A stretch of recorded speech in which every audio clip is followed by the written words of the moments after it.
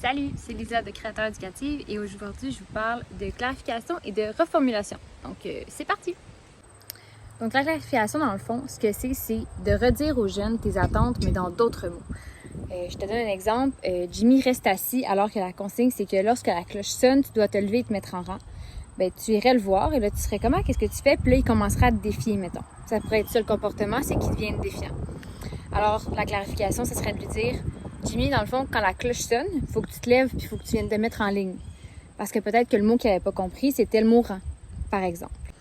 Donc, on conseille cette technique-là, surtout quand que l'intervenant a les mêmes attentes face à tout le monde, qui est constant, qui est cohérent, qui est efficace, pour éviter justement que le jeune sente qu'on le cible, lui, particulièrement à cet instant-là. Ça va être par contre à éviter si on sent que le jeune va faker de ne pas comprendre la consigne pour éviter d'accomplir une tâche. Moi, ce que je trouve qui est cool avec cette technique-là, c'est qu'on donne la chance aux jeunes de changer son comportement en lui disant « Écoute, peut-être que tu n'as pas compris ». C'est comme si on leur donnait une chance, dans le fond, de nous prouver qu'il est capable d'accomplir la tâche ou la consigne dans le respect de l'enseignant, dans le fond. Fait que moi, ce que je trouve, c'est que c'est super cool parce que de un, ça respecte un petit peu l'estime de soi de l'élève, ça lui montre qu'on est capable de lui donner une chance et de lui laisser essayer à nous. J'ai pas vraiment une tranche de vie cette fois-ci à vous raconter. Par contre, ce que je peux vous dire sur la clarification, c'est que c'est une belle façon de prouver à l'élève qu'on est capable de nous aussi faire des compromis par rapport à ce qu'il connaît des enseignants en général ou des professionnels de l'éducation. On va souvent donner une conséquence tout de suite quand une consigne n'est pas respectée, quand on devrait plutôt essayer de donner le bénéfice du doute lorsque c'est une première offense. Donc, je pense que c'est vraiment utile comme technique, surtout quand on essaie d'établir un lien, surtout en début d'année, en début de suivi, etc. Pour ce qui est de la reformulation, ça c'est différent. Dans le fond, c'est que l'intervenant ou l'enseignant va redire dans ses propres mots les paroles que le jeune a essayé de dire. Si, par exemple, tu as mal compris ou si tu veux vraiment vérifier que tu as bien compris ce que le jeune a dit.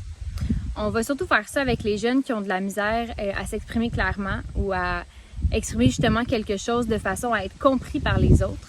On va essayer d'éviter ça aussi, par contre, si l'enseignant va interpréter les paroles plutôt que de seulement les reformuler. Donc, on n'est pas dans l'interprétation. Ici, on est vraiment juste pour aller vérifier est-ce que j'ai bien compris qu'est-ce que l'élève a dit. Donc, par exemple, si Julie te dit « Ah, je suis vraiment fatiguée, hier c'était vraiment de la merde à la maison », bien là, ce que tu reformules, c'est « Est-ce que j'ai bien compris » ou ce que tu me dis, c'est que hier ça s'est mal passé à la maison. Donc, tu reprends les mêmes paroles dans le fond, tu les redis dans tes mots à toi, puis tu les poses en question encore une fois. Donc, jamais on va assumer que ce qu'on dit, c'est exactement ça que le jeune a essayé de dire. Mon avis sur cette technique-là, c'est que une fois de temps en temps, ça fait. Par contre, il ne faut pas devenir un perroquet parce que les élèves, surtout quand on arrive au 3e cycle et au secondaire, sont écœurés d'entendre de l'écoute active avec la reformulation simple et complexe. Je pense que les élèves, à un moment donné, c'est ça, sont juste tannés de l'entendre, le verbatim de l'intervenant ou de l'enseignant.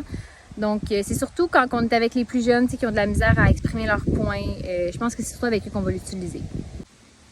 Tranche de vie, encore une fois, ça c'est une technique que j'utilise beaucoup dans ma vie personnelle et qui gosse le monde.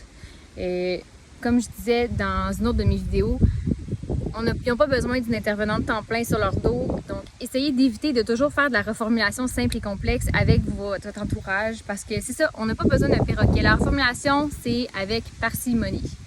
C'est ce que j'ai à dire. Bonne journée!